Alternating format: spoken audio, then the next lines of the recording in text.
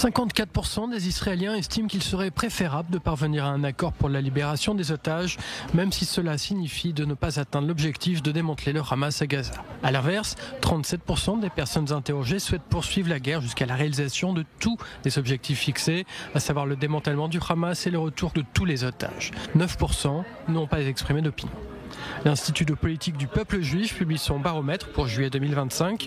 L'enquête a été réalisée auprès de 833 personnes représentant la société israélienne dans cette diversité. Cet instantané de la société israélienne a été réalisé quelques jours après la fin de la guerre des 12 jours, au moment où des négociations sur la libération d'otages se poursuivaient et juste avant le voyage de Benjamin Netanyahou à Washington.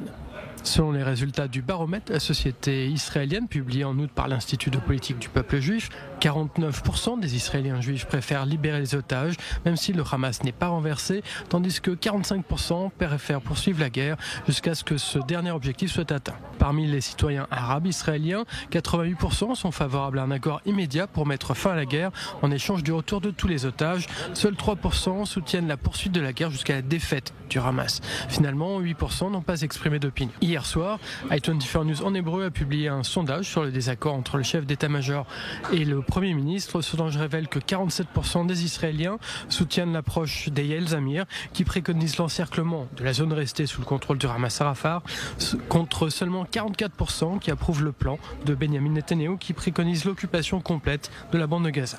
L'enquête d'opinion a été réalisée hier auprès de 516 personnes âgées de plus de 18 ans, constituant un échantillon représentatif de la société israélienne.